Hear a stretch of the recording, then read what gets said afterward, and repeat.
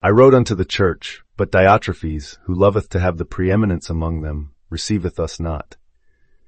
Wherefore, if I come, I will remember his deeds which he doeth, prating against us with malicious words, and not content therewith, neither doth he himself receive the brethren, and forbiddeth them that would, and casteth them out of the church. Beloved, follow not that which is evil, but that which is good. He that doeth good is of God, but he that doeth evil hath not seen God. 2:11. Diotrephes is no mere churchman.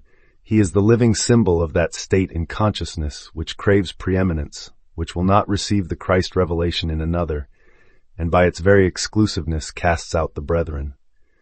See here an inner drama. Paul's epistle is not letters on parchment, but the unfolding plan hidden in you, the cosmic Christ awakening to reign. Diotrephes in you says, I alone must rule, and so he bars the door against grace. What, then, is receiving us? It is that simple act of faith by which you welcome the Christ seed sown in every human soul. When you entertain that state love, generosity, unity, your world conforms. But if you slip into pride, into that state of exclusion, you bear the fruit of separation, gossip, harsh judgment, alienation. So follow not that which is evil, but that which is good. This injunction is the very law of states. You can occupy the one or the other. Evil is merely a state of refusal to see the Christ in your neighbor, to acknowledge the power within you. Good is the state of allowance. You see the divine operating in every form and rejoice. The man who does good is of God because he has awakened to the plan.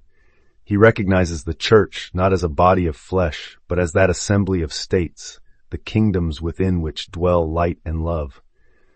The one who has not seen God is simply asleep to the mighty wind of the promise, still clinging to the chrysalis of ego.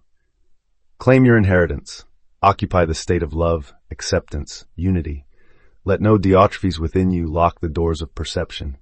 In that state your mind's screen will reflect only good.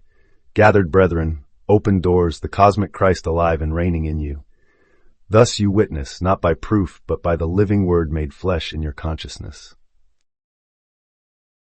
In the landscape of our inner awareness, we sometimes embody a spirit much like Diotrephes, one whose love of preeminence builds a proud mental fortress that rejects anything failing to serve its own reflected image. Within those walls, a subtle but persistent chorus of malicious words echoes, fearful inner chatter born of separation, casting out ideas, and even people who carry a different vibration. And so the apostle's simple, profound appeal to follow not that which is evil, but that which is good, becomes our guiding light.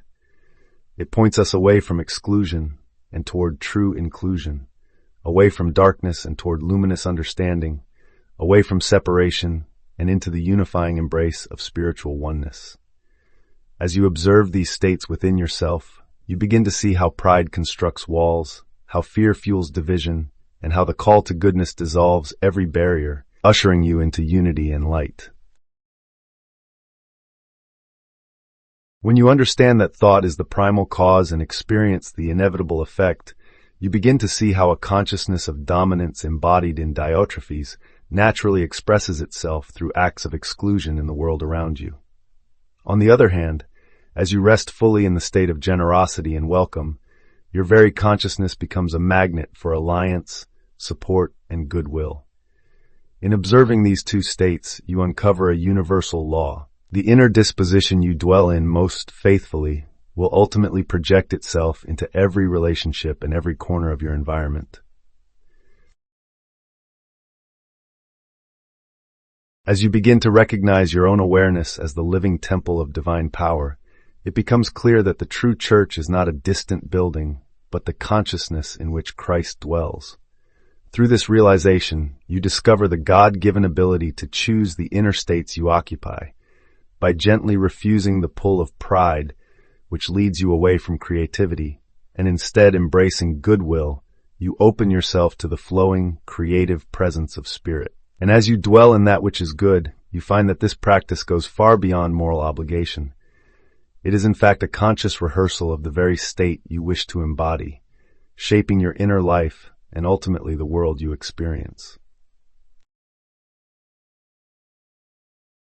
Begin each morning or at the close of day by envisioning your mental church as an intimate gathering of those you cherish most.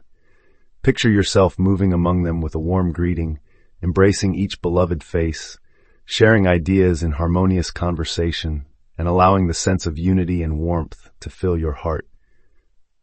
As you rest in that feeling of connectedness, remain watchful for any thought that elevates the self, any quiet whisper insisting, "I must be first."